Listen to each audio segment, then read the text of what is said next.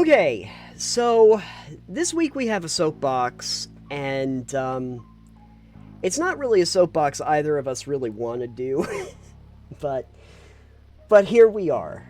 Um, so I guess we got to talk about NFTs Unfortunate. as it stands. Unfortunate that we do, but here we are. NFTs have started to pervade gaming, and it's primarily video gaming that we're talking about here, but don't you worry, eventually they'll figure out how to get them into the tabletop market. Um, just imagine collectible card games, Alex, but all the cards are digital, and you only have a specific one that you can buy. I mean, that kind of exists already with like Hearthstone and Magic and stuff, but they're Oh, not one of a kind. yet. And I mean, to be fair, you don't own the cards in those games either. So, anyways, Don't worry, they'll figure out a way. NFTs find a way, very much like life. But I hope just like life that NFTs die. yes, well, don't worry.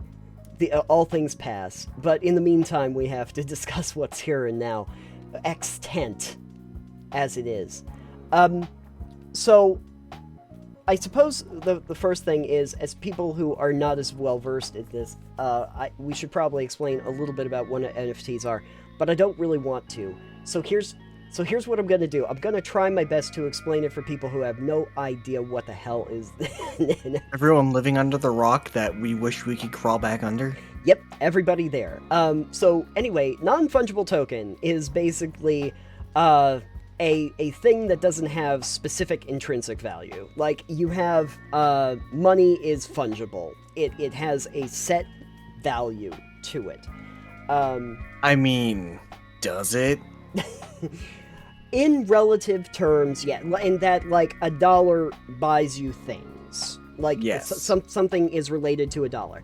A non-fungible item would be like, I have my teddy bear, and for me, my teddy bear is precious, but it also has no specific valuation to it. You could make it however much you'd like. Yes. It is not fungible. But to give you an idea what an NFT is, I'll try to use the example that I usually give. Okay, imagine you had $1. Oh, that'd be nice. That'd be great. That'd be great. Imagine you had $1, and you thought to yourself, I like this dollar, but I wish the dollar was worth a lot more money. And so you took a picture of the dollar, and then you turned it into like a pixelated graphic version of that dollar, and you put some googly eyes on it. And you said that this is the only one of those pixelated dollars with the googly eyes on it that's ever gonna be. And I'm gonna make it an NFT so that it cannot be, copied or redistributed, or there can be other copies. And then I went and I sold that for $40,000. Kinda that. Okay, but you're forgetting the one point where you sell that for googly-eyed pictured dollar that you just made as a NFT. You're missing the point where you sell this picture you took of it and turned into an NFT, but you didn't really sell it. You sold like a certificate of authenticity. So the person who bought it doesn't have any rights to the object or its likeness. Oops. Oh no, whatever will we do? I was actually yeah. discussing this the other morning, with someone in another Discord, and they're like, "Don't you own the rights to it?" I'm like, "No, you don't. Actually, it's basically going. I've got the deed to the house, but I don't own the house." Yeah, that's great. So what are your legal rights when you have to figure out ownership? That's a good None. question. Up for debate.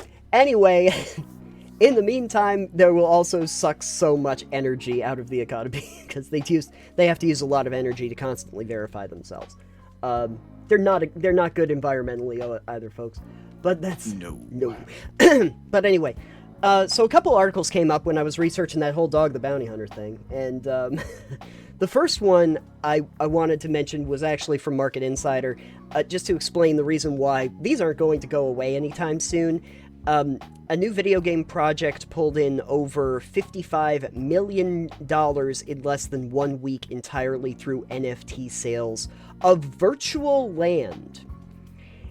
There's a bunch of those projects going around. Yeah.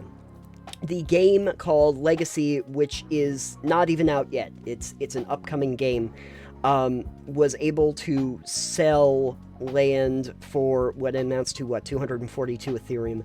And actually a single plot of land happened to sell for 242 Ethereum, which is roughly $922,000. That's a lot of money for something that's going to be worthless in 2 months. And more importantly, something that is literally a virtual plot of land in a game that has not released yet. But okay.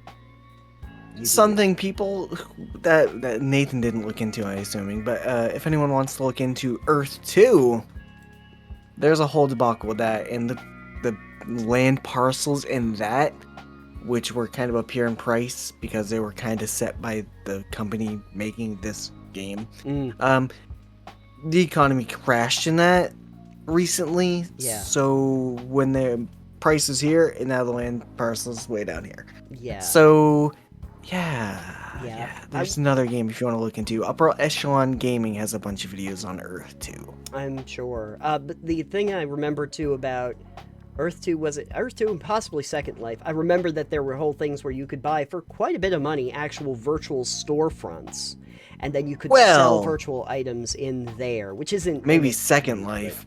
Earth Life. 2 currently is just like a Google Maps overlay.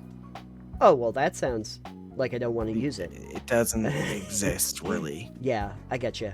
I don't like that. I don't like that. But we're talking about NFTs, Nathan. We are, and but we're not going to focus on the $55 million legacy thing. What I wanted to do is take an article that's probably not trying to tell you that NFTs are bad, or that you shouldn't get them, but is actually doing the complete opposite, and I think that's one of the things that I wanted to hit on in an article that was released by I want to say it is .esports. I want to say it's the very smart .esports. It is good.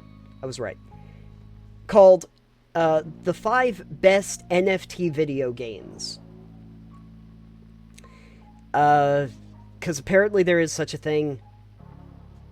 No thanks. But man, we thought loot boxes were bad. Yeah, now the loot boxes are just going to be NFTs. You can only you have a numbered loot box that you have to open the one time.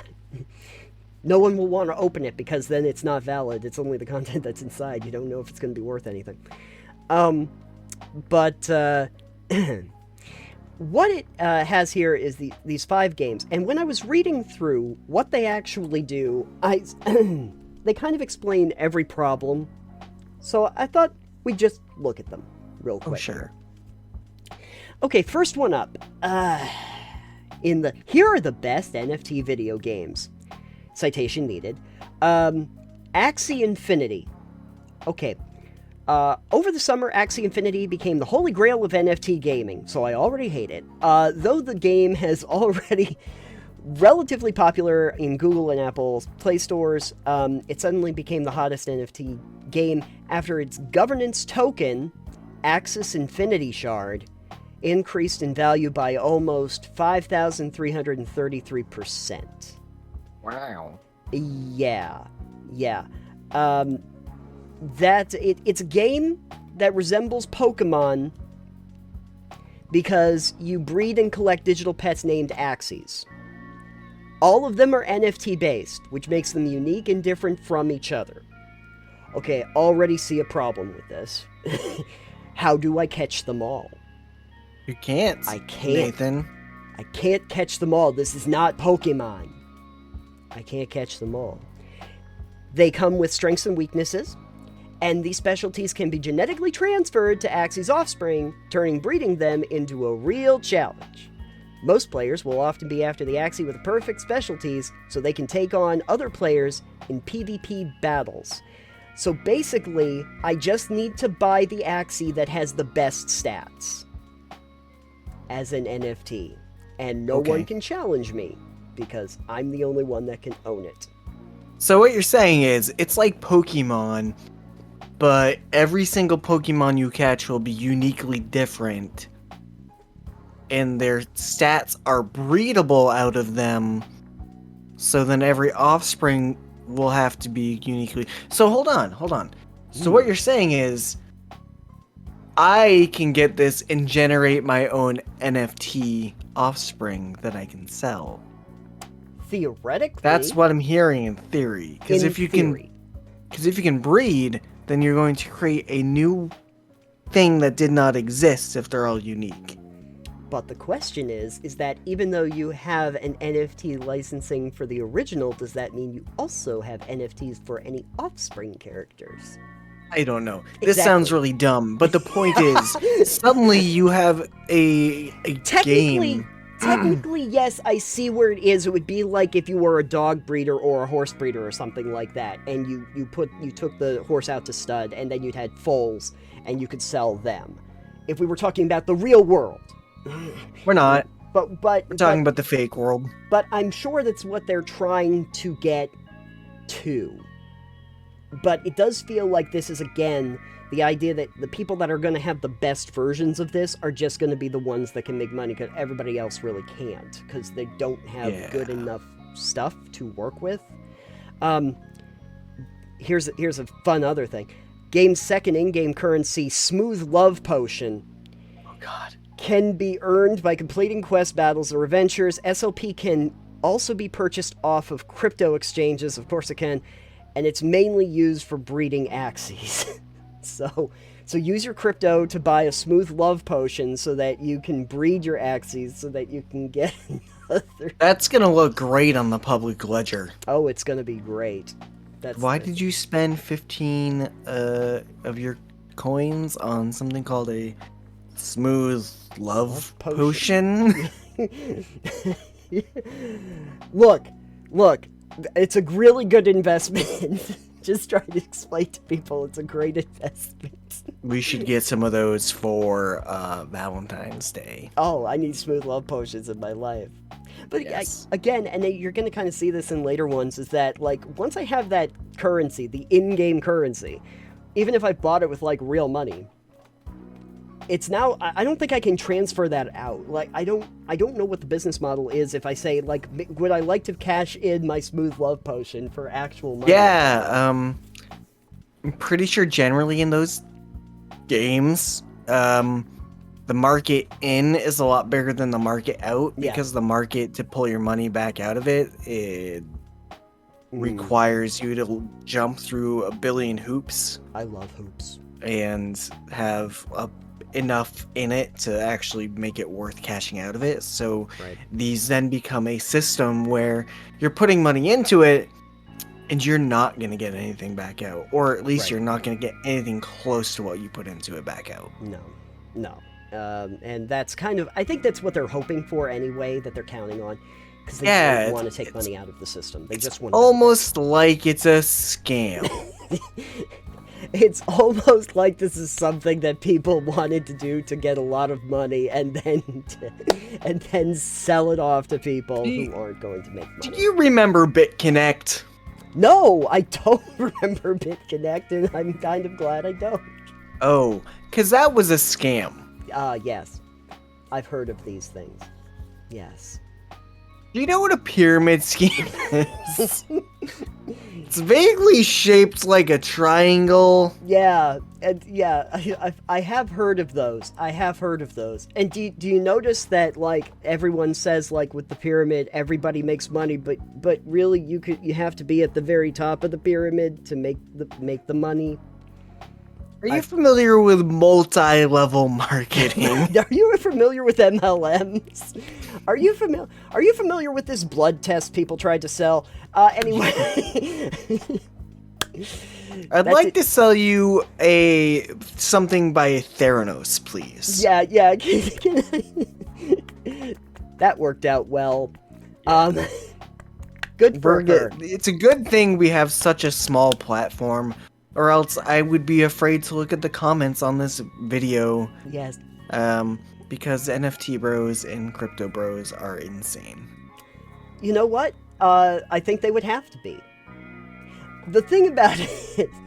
Okay. You have all this money that you're investing into a game. Why don't you, like, put it into a long-term portfolio where you can actually make money and keep it and retire early?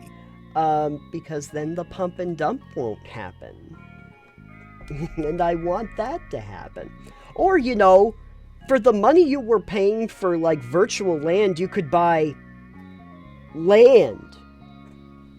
It does have a resale value. It actually almost consistently always goes up. And it's real. You can touch it with your hand. You actually own it. You can actually own it. Can you imagine if you had like a real house to live in instead of the virtual one you just bought for nearly $1 million?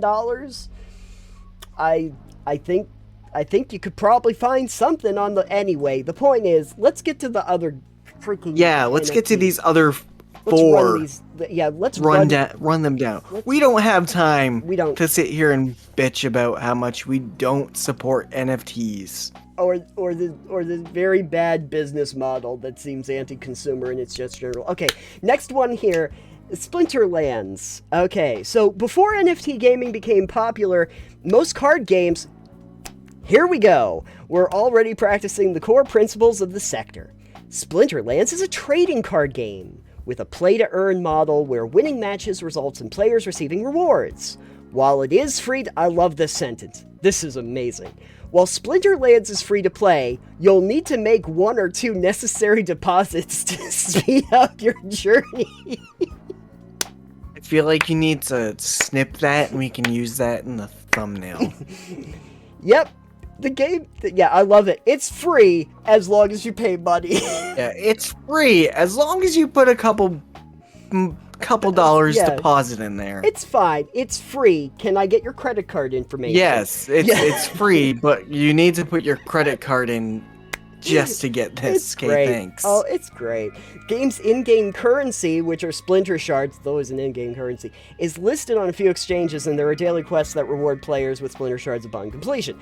Players will be required to assemble decks with different combinations to complete some of the challenges. There are also in-game tournaments that players can join for a chance to earn more rewards. So what I'm getting out of that is, in many the same ways I was saying that it would be problematic for like a Magic because they have specific cards, you can't do like constructed deck building or trying to figure out like strategies with the current sets if everybody has unique cards. Yeah, that doesn't work very well ever. The only thing I can think of if they actually wanted to make this a game is if they had a limited number of certain kinds of cards and they had numbered values on those cards, like they had 1,000 of this or 1,000 of that. But then how do you, if you only have 1,000 cards, how do you increase your player base? You'd have to create more cards with more numbered pieces on it, which lowers the overall valuation of each individual one, I would expect. Yeah. But like the reason why a lot of people will play in tournaments and stuff, like they're saying in-game tournaments, is because you have a certain set of what the cards are that are allowed in what tournament format you have, and you can figure out how to actually, utilize those against each other. But if the cards are all unique, I don't see how how are you going to tell that your deck is being built in a way that somebody else couldn't try to model it or improve upon it if they can't have access to the same cards? Right. It doesn't... Let's move on. Yeah, let's move on. Gods Unchanged. Again, a free-to-play NFT card game. Players will need to purchase cards from other players to... Not free to... Okay, I guess maybe it's free to play You can download it for free. from the... Like, the game is free, but if you have to purchase cards from other players, what do you start with? Exactly. It's technically free to... Basically, they're saying it's free to download. You can open the game. Okay. I mean, anything is free to download if you try hard enough. You just gotta believe. You just gotta believe. Players of cards purchase cards from other players to complete their collection or win PvP matches to have access to more cards. This is what makes me sad, Alex, this sentence. Considering This entire segment makes me sad, Nathan. Yeah, I know. But this sentence... Considering the game's developers include some of the former directors of Magic the Gathering, Gods Unchained also possesses the highest chance of breaking into the esports scene. Are they former people that worked on Magic the Gathering because they were fired for suggesting Magic do NFTs? Because that'd be great. I would actually gain a lot of respect for Wizards of the Coast if that were the case. Yeah. I really would. Yeah. But into the esports scene, oh great, I'm so happy. Yeah. Card games tend to be quite competitive at higher levels. No! And Gods Unchained checks all of the boxes, potentially become the first NFT-based esports title. And it's gonna get downvoted into oblivion. Yep. Each card in the game is backed with an ERC-721 token, meaning players can trade them on the game's marketplace or open markets. If players decide to sell their cards in the game, they'll only be able to get paid in the game's native token, gods. So, to just clarify that, you can buy tokens with real money. You can then only use them in the game. You can't take them out of the game. Yeah, this is generally how these things work. Is you can put money in, but taking money out is not easy. Yeah, that's not how it works. And like to be completely fair, like the microtransaction model that they've had in a lot of games up to this point with the loot boxes and stuff, it's the same thing. You know, but it's just that now you can pay a lot more for the currency and the thing that you are getting. Yeah, but in a lot of cases with the loot boxes, you're not expecting to be able to get money back out of it. True. Unless you can trade the items.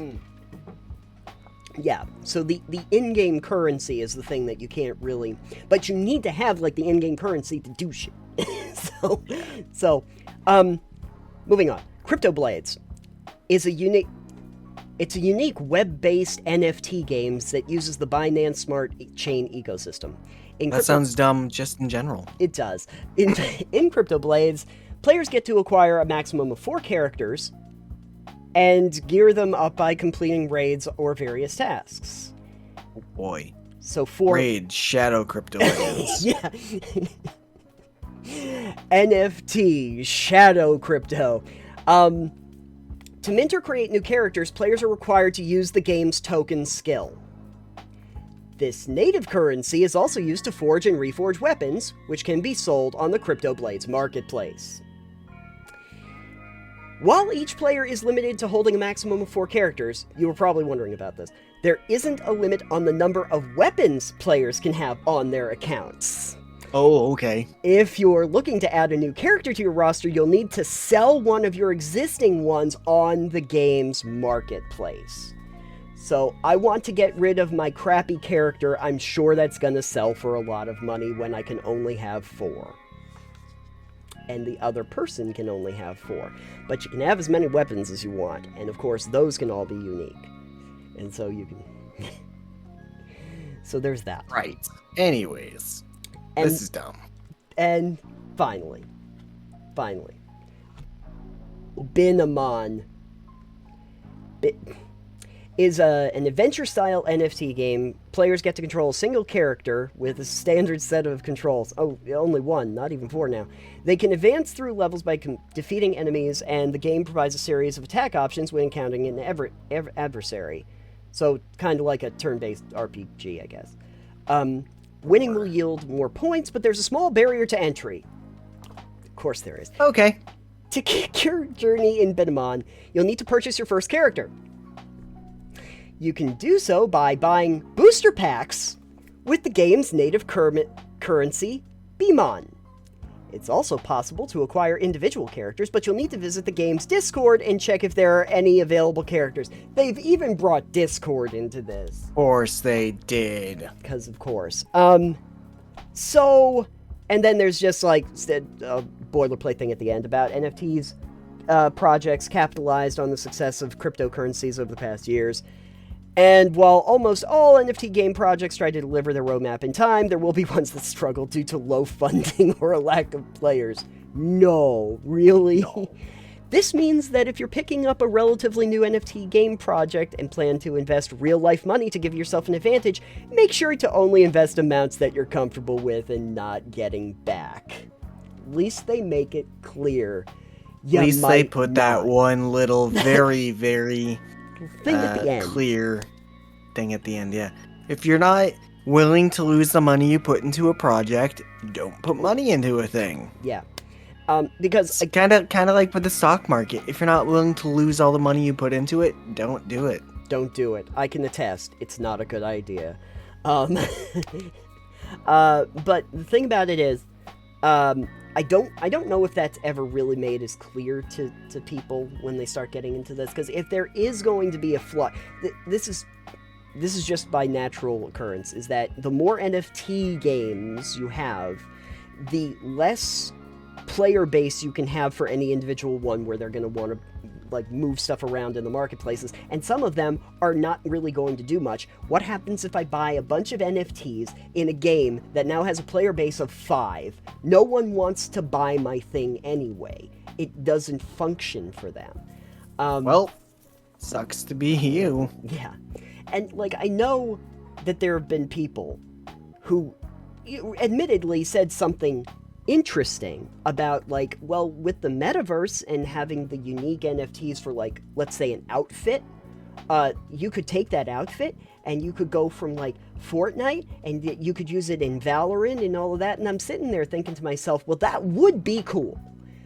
But the logistics of that, I don't see how that works. Because then game companies would have to work together, and they don't. No, you have competing companies for any of those esports markets that would all have to be signing off on, yes, your unique thing that you bought can be used in all of our games. And I thought about this. I know how they would implement it. If it was possible, the game companies themselves, very much like battle passes, would have to sell you like a license to use your thing in the individual games. Yeah, but the issue there is that then you'd have to have designers put it into all the games that you're trying to get into. So now how much do I have to pay for every single game that I want to use it in to have the designer specifically built? Now I'm paying more money so that my individual NFT can be used in individual games. It's just there's so much other stuff you could spend your money on, folks. Like food. Yeah. Like food and clothing and things you can actually wear and like collecting coins. Yeah, coins are like a real thing-ish. Those are like NFTs, but they are actually real and you own them, and they have an actual value based on when they were printed, where they were made, and all these things. And you don't need to use a lot of kilowatts of energy to make sure to constantly verify them. They've already been made. And coins have an actual scarcity, not an artificial scarcity. This is true. They do. So maybe try coin collecting. Maybe try coin collecting. Maybe try buying something that, like, I don't know. I feel like there's a lot of things people could spend their money on that would be a better investment overall, or a more stable one. Like becoming a patron. Like becoming a patron, because you get, special stuff. On our channel, you get experiences. The experience of listening to our outtakes, our premium content. You get the joy of spending money on frivolous things without breaking the bank. You certainly do. And let's face it, that was really... The journey that we all took together was the real It's- NFT the entire Yeah, time. the token Pebble knockdown. That's right. Let's say the adventure that we are all going on together. Is what's really non-fungible. That is true.